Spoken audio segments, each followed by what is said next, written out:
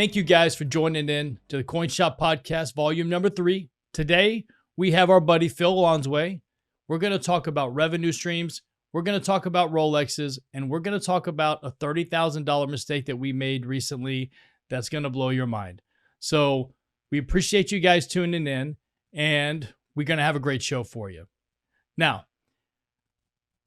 when we talk about revenue streams, it took us a long time to get out of our comfort zone of just buying coins, right? Coins were kind of an all-day thing.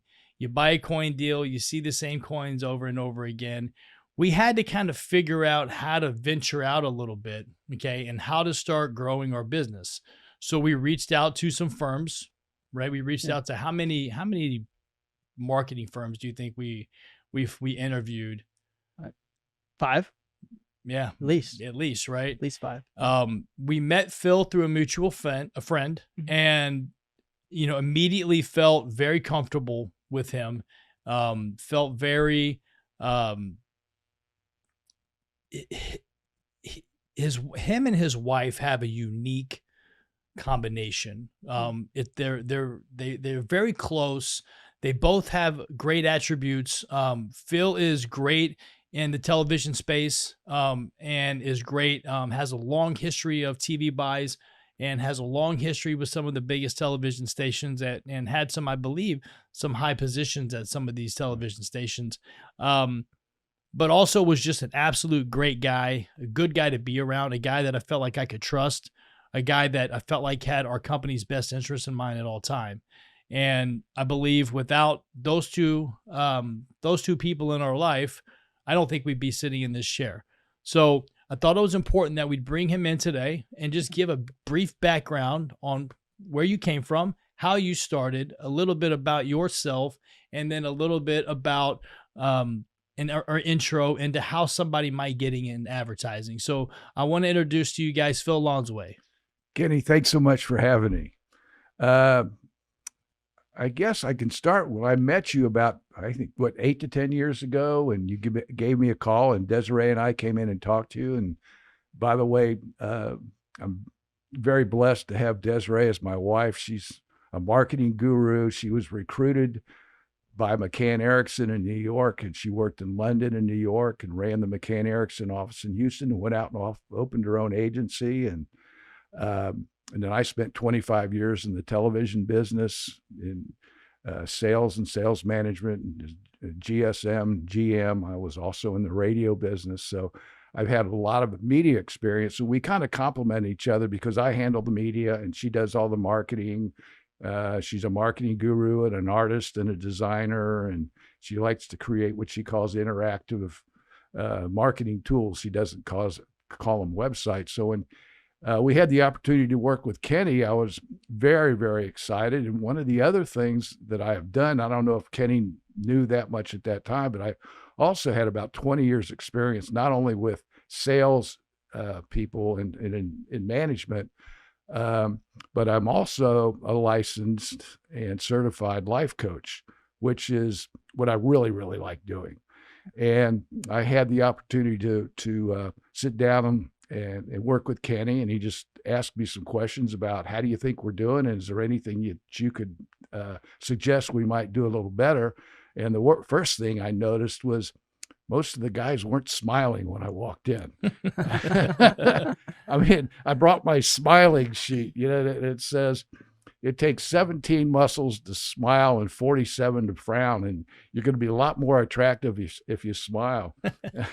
And a smiling person is thought to be more pleasant, attractive, sociable, sincere, competent than a non-smiling person. So it really disarms a person. And if you come into a business, we have 2 emotions that drive us: love and fear. And usually when someone's going to buy something, they usually defer to the fear mode. So they come in, if they don't feel invited, or if they feel like they're going to get into a situation where they're going to have to, it's not going to be fun, then they may not come back. So the guys adapted real quick to the smiling technique, as simple as it is. And then the other thing that I teach and that most people are aware of, but they're not aware of, is that we have 60,000 thoughts a day. Most of them are negative. Most of them are the same thoughts we had the day before.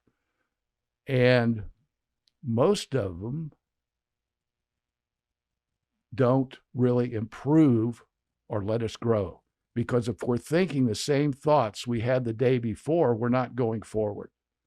So how do you change that thought pattern? And one of the easiest ways and the fastest way I found to really change the way you think is through the power of gratitude. And I have all of my students, and I did this with Kenny, is to write down each day 4 good things that happened to you and why they were good. And what happens, it starts to change your mindset. And the miracle of gratitude is it shifts your perception to such a degree, it changes the world you see. Because our thoughts are actual things. Quantum physics has proven that. So what we think, we become.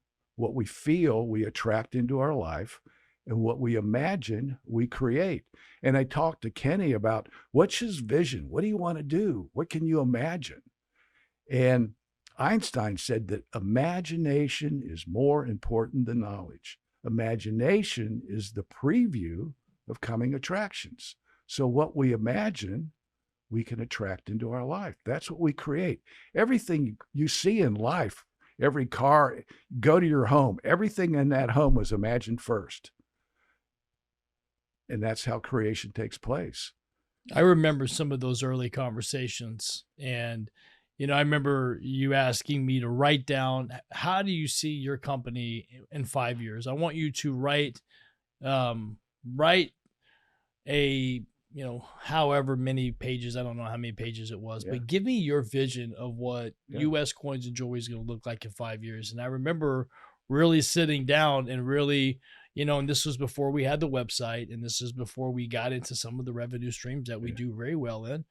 This is before we added numerous employees, but these are some of the things that did help me was, and it's funny you say that about the guys, that the smiling thing, because it is something that's very simple, and we touched on that on the last episode, that it disarms people.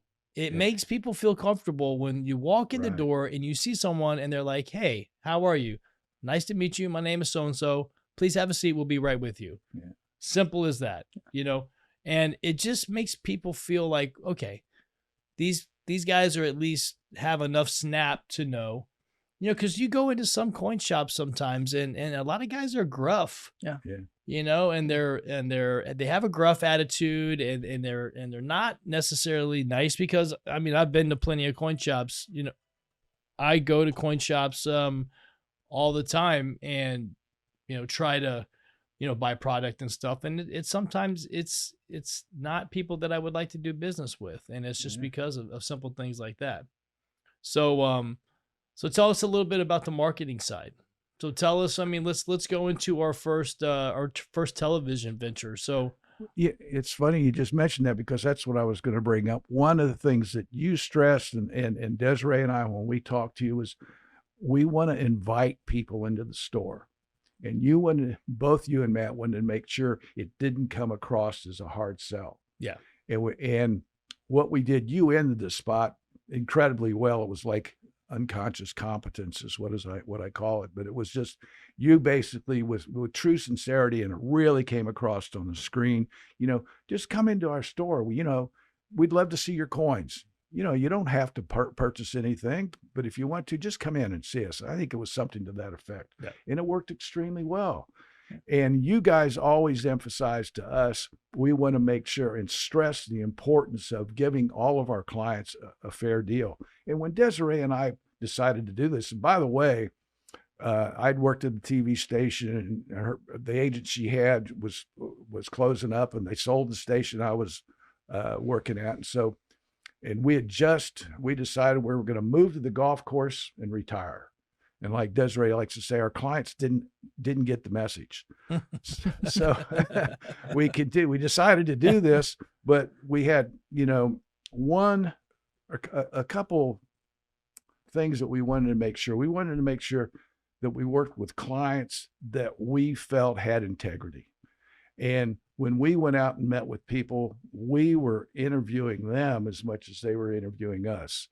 And not only myself, but Desiree really wanted to stress the importance of really sending a positive message to the clients and to work with people that were about taking care of their clients and not as much about the money. Yeah. Okay. And that's the way we treat it.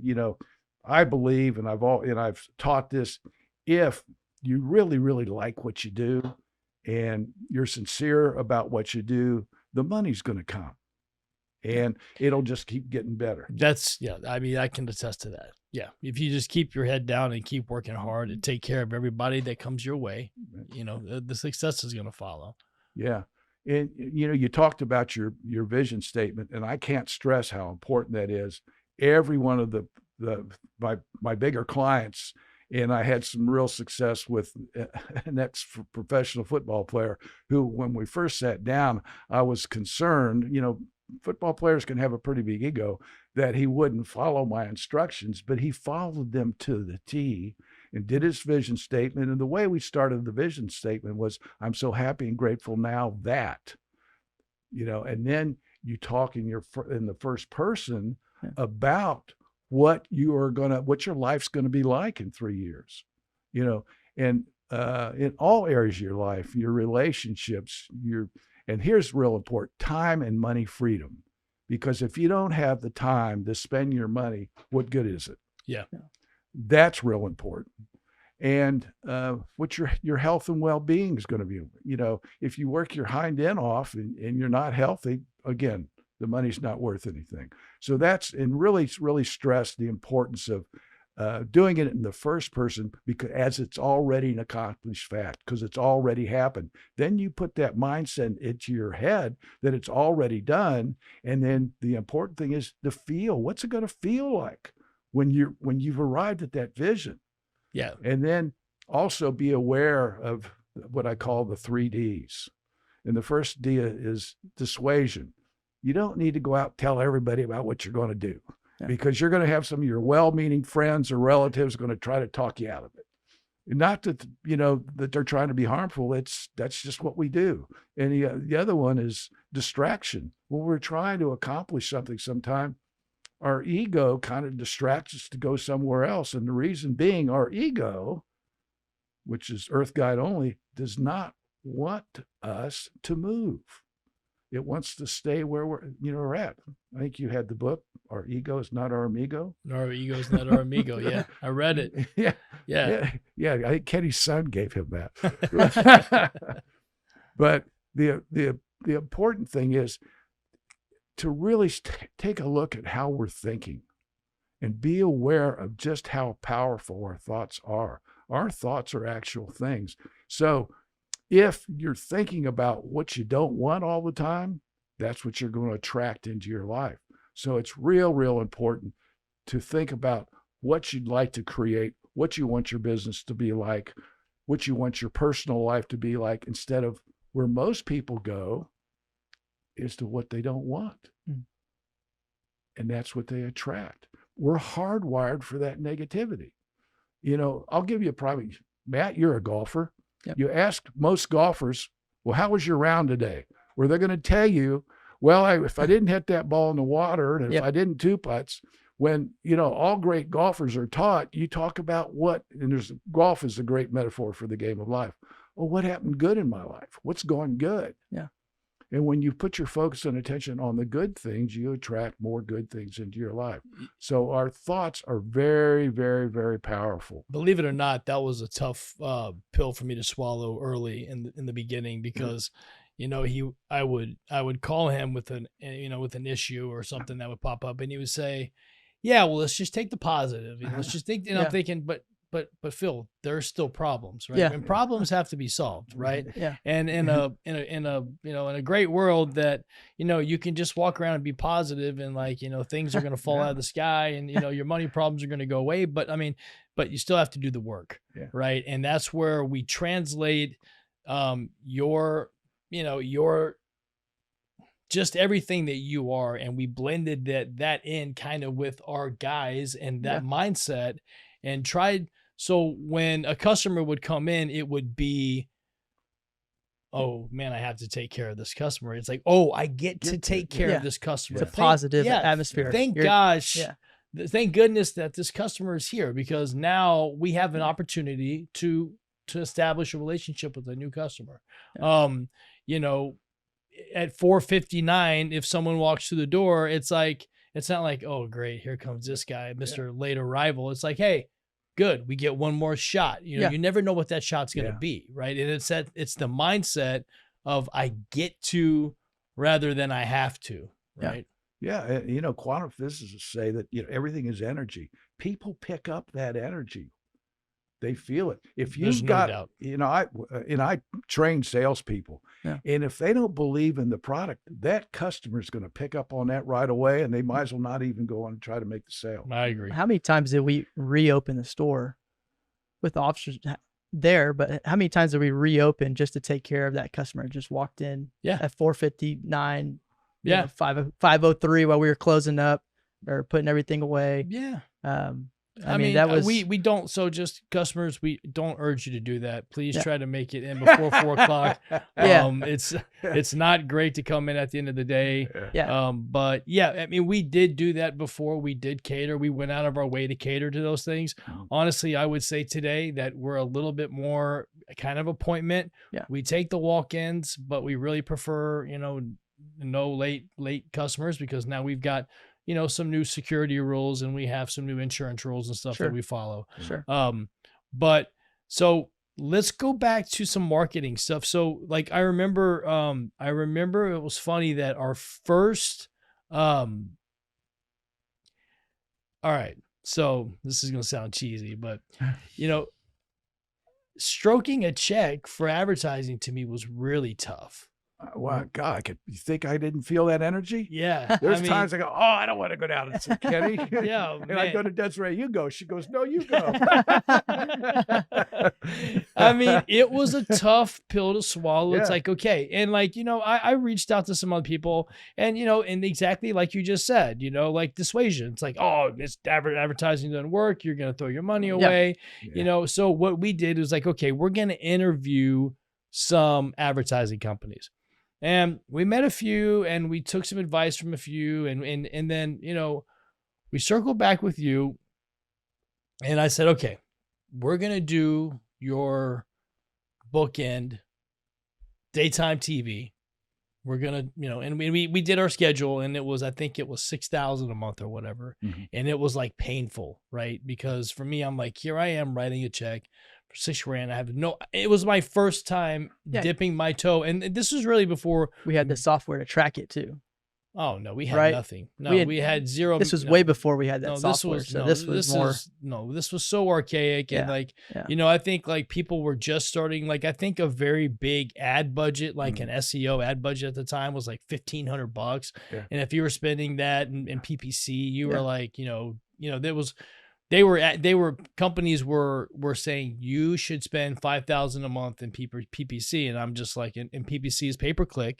And I was like, there's just absolutely no way I'm going to do that. It just doesn't make sense. And that's really part of why we're doing this whole podcast, is because if you're going to grow, you've got to take chances. But if you're going to take chances, then you need to take smart chances, right? And you need to make educated chances. And you need to make educated chances with educated people that you surround yourself with, right? And that's what we did. And that took some, you know, we lost some money, and we lost a lot of time, you know, jacking around with some companies that just wasted our time. But we did finally find the right fit. And I would say right now, I'm in the best advertising shape of my life. I used to stress about advertising all the time, because our budget went from, you know, X to X, and it was stressful, you know, because you're always trying to make sure that the metrics make sense. And, you know, now I don't worry about it. I don't even think about it at most times anymore, because the team was built. And when I feel like you got the right team and people that are looking out for your company's best interest, and your revenue numbers are growing, your profit numbers are growing, you have more employees, you're buying more buildings, things are happening in the right direction, right? So we're doing the right things, but we wanted to break this down into segments. And we said last time that we were going to do revenue streams. So I wanted to bring you in just to kind of dip our toe in the water about this whole marketing thing. Just like to close us out, give us some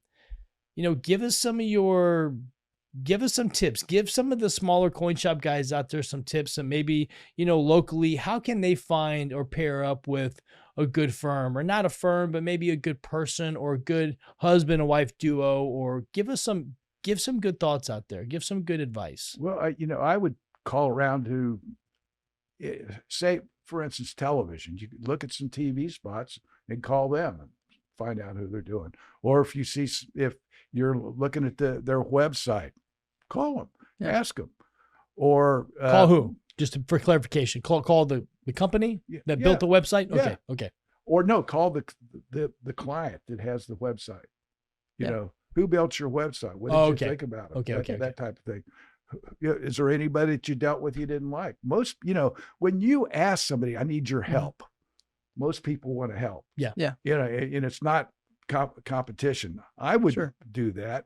And most of it's through, I think our best clients come through word of mouth. Of course. Yeah. And ours too. Yeah. Yeah. And so you're going to, and then if you get to the point, this is real important when I teach people, and you have to start to develop, and we call it our intuition. How's it feel when you're talking to those people? And you're very intuitive. If it doesn't feel good, move on. Yeah. How many meetings did you and I start with companies? And I look at you and with the first 2 or 3 minutes, they're I'm out. like, you're out. But here's the thing, Kenny. Sorry. One of the things that I teach too, everyone that comes into our life is there to teach us something. And then these problems are opportunities for growth. So if we make a mistake, and we did, we're not going to make that same mistake again. Yep. And the plan we have in place now, I think is working incredibly well. And the thing you guys had with Napoleon Hill talks about this in Think and Grow Rich, is there's 4 aspects you guys had. And again, unconscious competence. Both of you had a desire, a burning desire to succeed at doing this. The other thing, you're very, very knowledgeable.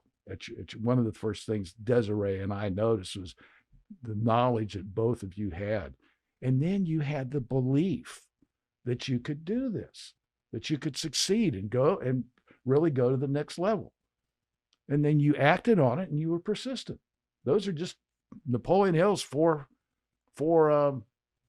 qualities, and the other things of success.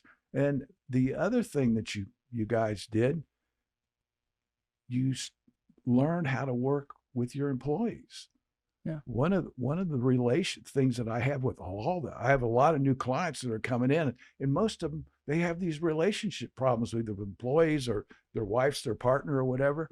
And one of the easiest things to do, and I have them do this right away. Okay, write down the positive traits of that employee, what you like about them, or your partner, your wife. Write down those positive traits. And because what happens is when you do that, they seem to change, and other people start to see those traits too. And then you start to look at that in a different way. It goes back to the 60,000 thoughts, or you may have 100 good things going on in your life, in your business. But if one thing goes wrong, where do we put our focus and attention? Bad on that one. Yeah, I'm guilty of that.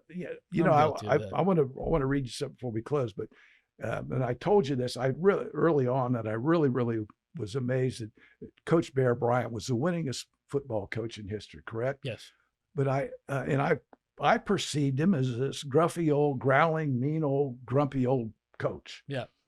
And when I started reading about him, one of the things he did, which I found very, very interesting, when they had film day after a game that weekend, he put his focus on the good plays of each of the players, not what they did wrong. This is Coach Bear Bryant. And then I gave this book to Matt, and I'm going to give one to you. Okay, cool. This is Coach Bear Bryant's quote. Let me read it to you. find your own picture, your own self in anything that goes bad. It's awfully easy to mouth off at your staff or chew out your players. But if it's bad and you're the head coach, you're responsible. If we have an intercepted pass, I threw it. If we get a punt blocked, I caused it. It's up to the head coach to assume his responsibility. And also, I think the most important thing that we can do is, or the number one desire of everyone on this planet is to feel appreciated. Yeah. And I have a friend that he's a recruiter for CEOs. I mean, his fee's like $100,000, but he wrote a blog on appreciation in CEOs and how important it was for them to appreciate their employees. And one of the things that they were doing is maybe writing them a handwritten note and just sticking it in their desk or whatever and say, thanks for everything you've done.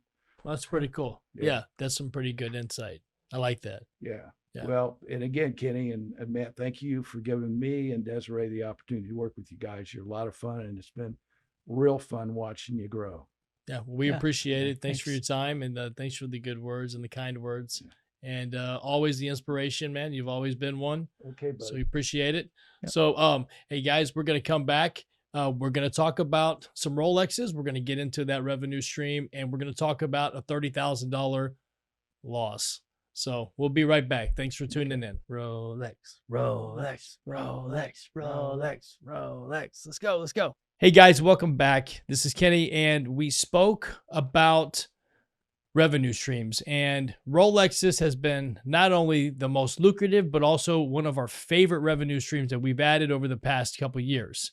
Believe it or not, it was not my first choice. And a matter of fact, it was like pulling teeth to get me to get on board. My brother Matthew, however, was the one that really got us jump-started into this space. So I want to kick it over to Matthew and kind of ask him a little bit, because it's funny that we've never really talked about it formally, but why were you so persistent on Rolexes in the first place? I remember it was the Hulk. I remember the Hulk, I remember like the Hulks being like $7,500 at the time. And what happened? Tell me what happened. Yeah. So we started with wearing Rolexes. Yeah. We wanted to wear Rolexes. We wanted to have, a cool watch. Yeah. Daily wear. That turned into a customer seeing that watch and saying, "Hey, can I buy that?" You were selling them off your wrist. Yeah, it was. That's how it started. Yeah. Yes. Yeah. It started with just, I want to buy that watch. Can I Yeah. buy it? Right. Sure, you can buy it. Or can I get you another one? Yeah.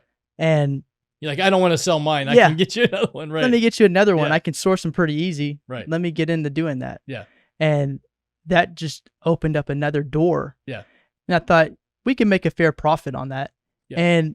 And continue to do more business. So I think one of the main things I wanted to do is wear cool watches, but also source them for customers, and how can we turn that into a profitable business for us? Yeah. Well, it kind of went back to I remember we were sitting down years ago with I think we had 4 employees at the time. We were like, how can we get these coin customers to be repeat customers? Because normally once you buy a coin deal, the coin deal's been in the attic or the shelf or the closet or under the bed or in the safety deposit box or wherever it's been. Once that deal has been sold to you, you don't have any more business. You've done your job. You bought the coin deal. You're the numismatist, right? You're the guy in the city. You do your deal. That customer's gone. But when you add 5, 6, 7 Rolexes in the store, well, then, now that prompts the question, hey, do you guys buy Rolexes? Yeah. Right? It's like, yeah, we buy Rolexes. You've got one on your wrist, right? Your buddies start to see it. It's like, hey, can you find me or source me one of these, right? And eventually that grew, right? Into where, I think 1 month last year, we bought 100 Rolexes over the counter, right? Yeah. But you really got us into it. You were the one that really, really did the homework and got us going. And I think it'd be a cool way to show some of the smaller guys or some of the guys that would maybe try to get into this space. Maybe some of the 5 most common watches that they'll see come through. Is that something you have? Yeah. Okay, cool. Yeah, we'll get into that. Rolexes use reference numbers, right? Yep. So every Rolex has a reference number. Every Rolex has a serial number, right? Serial number gives you a date. Yeah. Right. So it's pretty easy. And there's a lot of resources out there, that a lot of them on our website that we actually have, that actually help you source and date what model and what year that Rolex is. Right. Yeah. So what tools do you use to figure those things out? Yeah. So the first thing you do is on every Rolex, you're going to have a model numbered serial, like you said. The older models, you're going to be able to find that inside the band, printed on the case. Okay. So here, this is a 16233. This is That's old trusty right yeah. there. This is That's your grandpa's watch. Your grandpa's watch. This is what you're going to see on the golf course on Sundays, and you're going to find that the model number is found on the 12 o'clock position. Okay. On the 6 o'clock position, you're going to find the serial number. Okay. That's going to date the watch, which is going to be, either on here it's going to be a letter. Newer models will start with numbers and letters, but for here it's going to be a letter, and that's going to date the watch. It's going to tell you when it was, or just actually a serial produced. number, right? I think up to a certain millionth, then they stopped, and then they went to letters, and then they went to scrambled. Correct. Right. Yeah. Okay. So yeah, there's like 4 or 5 watches I think that we see like on a weekly basis, right? Yeah. So you've got your grandpa's watch. What You else? got grandpa's. Yeah. You got grandma's 69173. So this is the same, but for ladies, Right. It's the 26. two-tone 26 millimeter. Yeah. It's the same. Use the same tool to find the model and serial number. Okay. What tool is that? Do you have that tool? I do. Yeah. So you're going to use the Bergeon spring bar tool. Really, you can use any brand spring bar tool. Okay. We just typically use that brand. Why don't you show us what that is? Curious. So this right here, you can use to take off the band, and that's going to allow you to get. It's pretty fancy. It's a fancy little tool. And you can find these on like eBay or somewhere, some watch supply depot somewhere. Yeah. All right. Yeah, you can. Okay. Yeah, you can find find them on the internet very easy. Okay. They're all over any of the big Okay. watch company. Yeah, because one of the biggest scares I think, and the reason that people don't get into the Rolex deal is because of the counterfeits, right? Or they're scared of the counterfeits. When really, there are some counterfeits out there, but it's not really that common. We've bought thousands of watches over the counter, and I mean, we've had a handful of counterfeits that we've caught. I mean, so, having these tools are good. The most important one I think is the one you're about to show us now, right? Is, before we buy any watch, what do you do? I mean, So before we buy any watch, we have to open up the back, open up the case. Yeah. And why do you do that? Yeah. So you need to check the movement. You got to look for, if you're buying a newer watch, then what we'll get into in a little bit, what to look for on that, and then on the older watches, what movements should be with what modeled. Yeah. So you have to match it up. So you have to see how on some of the vintage, it has to be exact, right? So right, something that you definitely have to look into. As far as if the case, certain case numbers should have a certain movement number that they were made with, right, for that time period. For the time period. And if not, and if they don't match, it doesn't necessarily mean that it's counterfeit. That might be like a Frankenstein or a put together, or maybe that's an aftermarket case. But there's things like that. But Rolex is really good about putting their insignia on their products, right? Yeah. So that's, one thing that, you use a jeweler's loop, a 10x loop, right? And first thing I do when I'm looking at a watch over the counter is I just loop the heck out of it. Yeah. Make sure I'm looking for all the correct markings. I'm looking for the original dial, making sure the crystal's not scratched, things like that, right? Yeah. Anything that stands out as an inconsistent or something. Yeah. That Rolex is going to make sure that every piece is done perfectly. What a brand, right? Right. I mean, listen, Rolex is the absolute nuts when it comes to watches, because every single thing is exactly the same. Yeah. They make very few imperfections. they're so consistent, and it's one of the reasons why it is the most trusted and the biggest name worldwide in watches. Yeah. But it's also a reason why, as a coin shop, if you have the opportunity, it's something that you have to consider adding, because they're out there. And we literally just watched the crazy bubble of the biggest watch bubble, I think, of all time, literally as it's bursting as we speak, and watches are plummeting as we speak. Right now, people are selling watches left and right. And, you know, some people would say it's kind of like catching a falling knife. You know, no one knows really what to pay, but that kind of puts you in a position of power. And I think it's smart to learn some of these models, because they'll go back to a trading range where you'll be able to trade these things for 10% or something. And you might, Sure. you know, you can make yourself an extra, whatever it is a year. Yeah. By adding this, and Rolexes aren't really that tough to learn. No. I mean, you don't have to be a rocket scientist to learn how to buy and sell Rolex.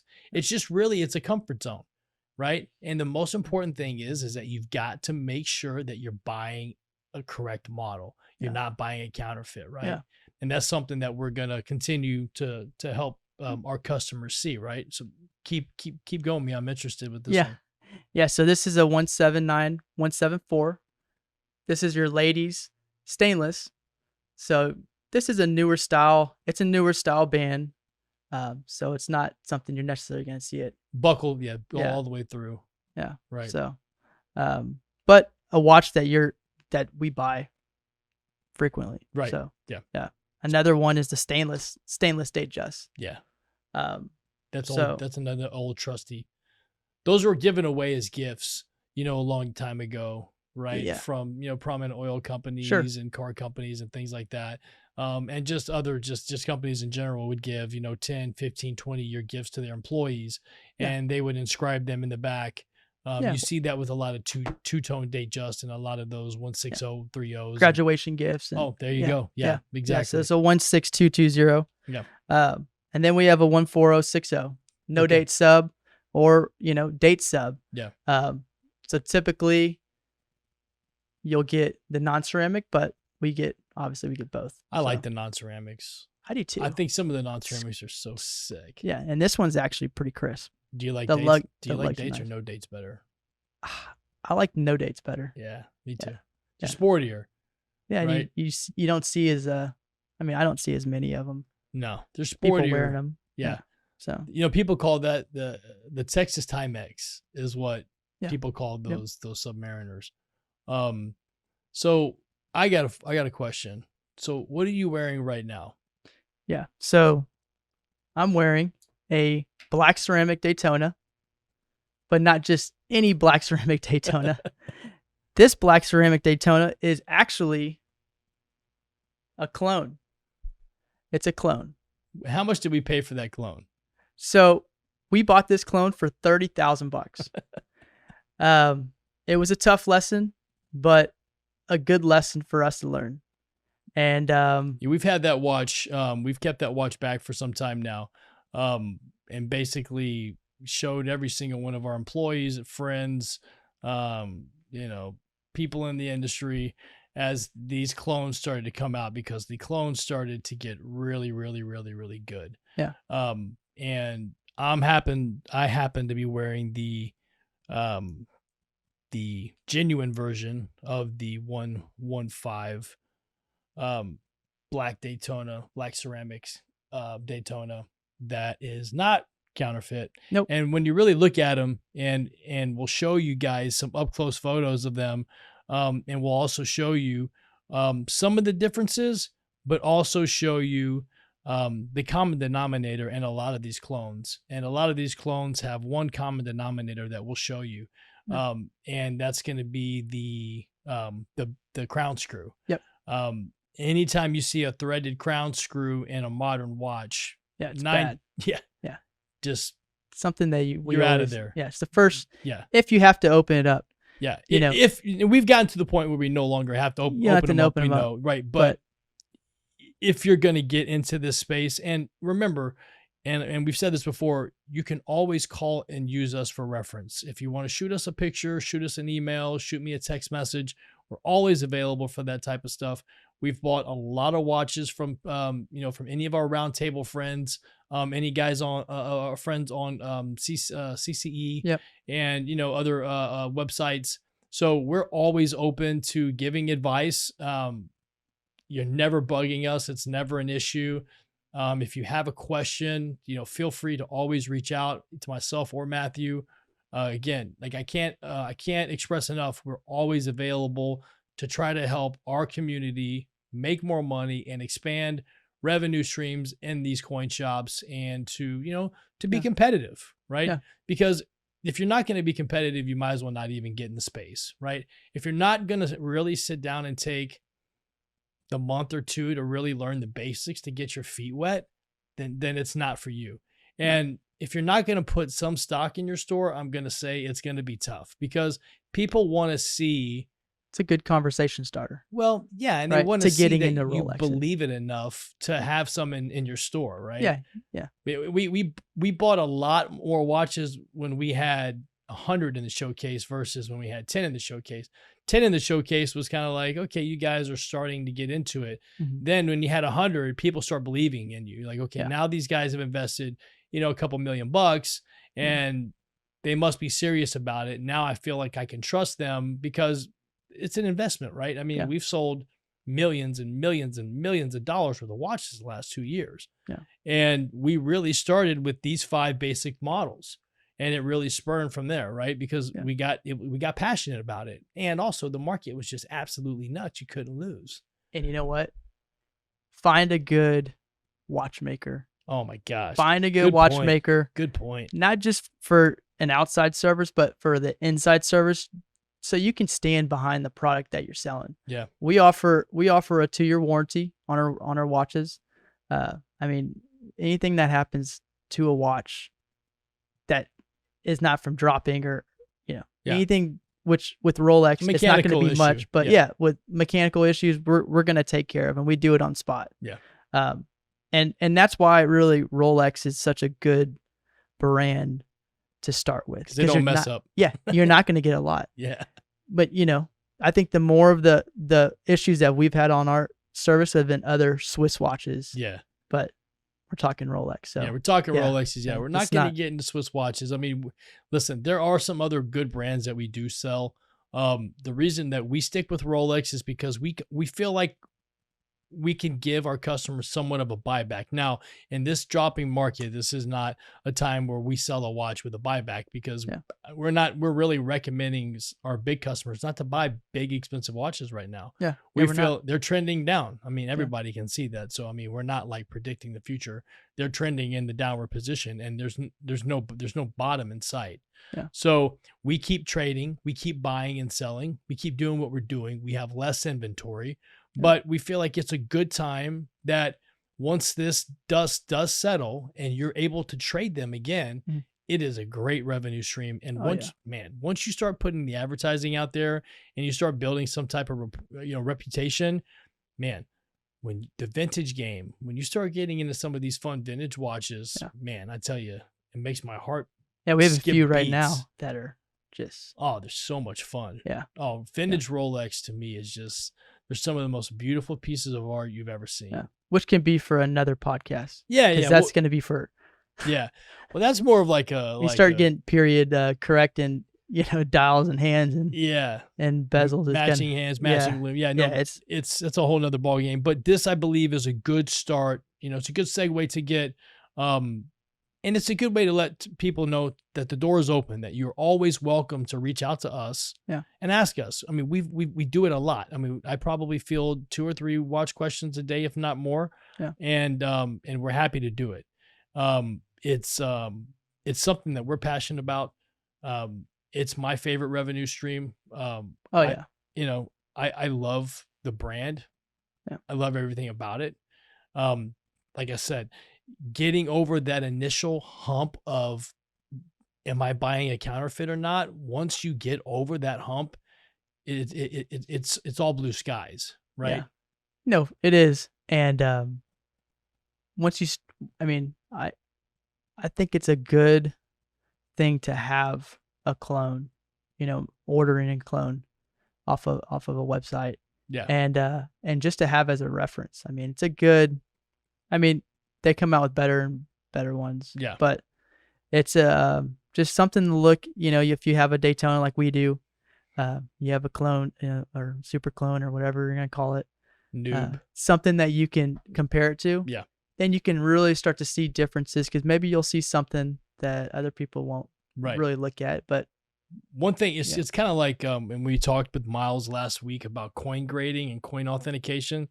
It's kind of like your gut. Like if at all a Rolex feels off, it's probably off. Yeah. If you have a feeling that something's not right, or the situation's not right, or maybe the customer doesn't match it doesn't feel right, then it might not be right. Yeah. Right. So,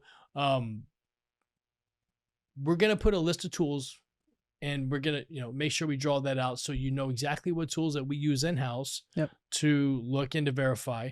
There's going to be some reference that you're going to share. Sure. Right. Yep. And, again, always available for phone calls. No, we're always available. So that's, even if you think it's not worth the time, because it's a $2,000 Rolex, or it's just a base model. Yeah.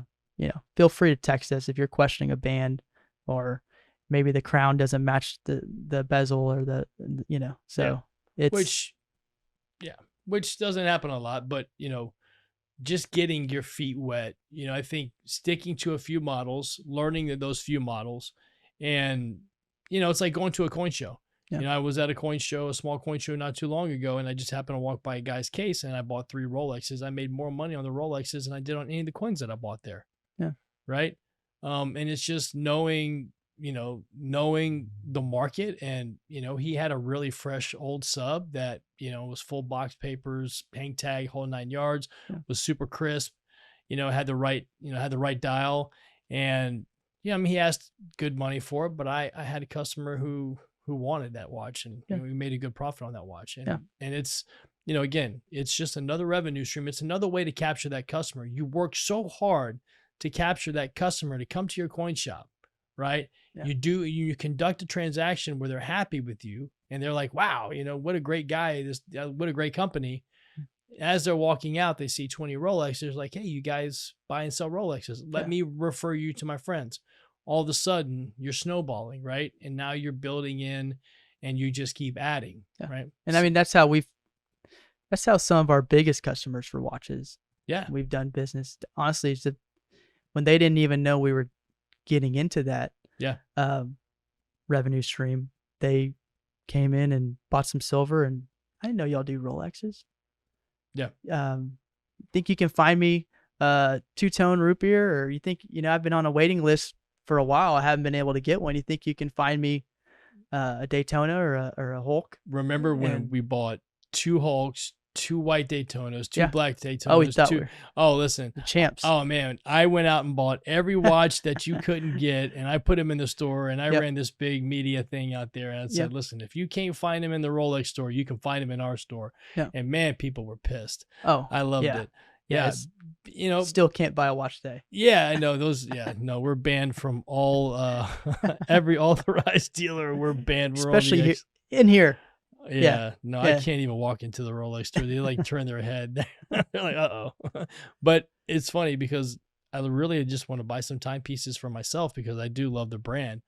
Yeah. But you want to buy them new, and there's something about passing it to your kid, or son, or get one for your wife, and then she passes it to the daughter. Yeah. So it's something that we can't do, but we can do this. We really enjoy buying Rolexes. Well, right. And it's a fun revenue stream. It is. It is. Yeah. And I think you're kind of losing, you're missing an opportunity if you don't kind of step out there. Yeah. You have a resource. We're going to give you the tools that we use. Like I said, we're going to give you some of the basic references and some of the basic things to look for. There's some websites that we're also going to put either on the podcast, the coinshoppodcast.com, or maybe at the end of this episode, some reference websites that we use Yeah. As you get a little bit deeper into what you're buying, some dials make a difference. Some dials bring more money than others. That's for another day though. That's way down the line. Or if someone does buy a watch and they want liquidity, we haven't talked about that because we're not going to push that on anyone. But if you do, if you're looking for a price on a watch and you want to text it to us, then we'll text you right back. If you sell it, great. If you don't, it's okay. Listen, we're glad to help. We're not going to talk about you. We're not going to get upset. We want to help out and try to do more business. So not going to hurt our feelings. If you don't sell it, then it's okay. We're going to move on to the next thing. We started this podcast to help, and that's the main basis, and we're going to stick to that. Sure. So next week we're going to start talking about our next revenue stream. One of the most lucratives, scrap gold. Yes. Right. And some of the traps, some of the, scrap gold is a really, really, really, really, really, really lucrative, but it's really, really scary too.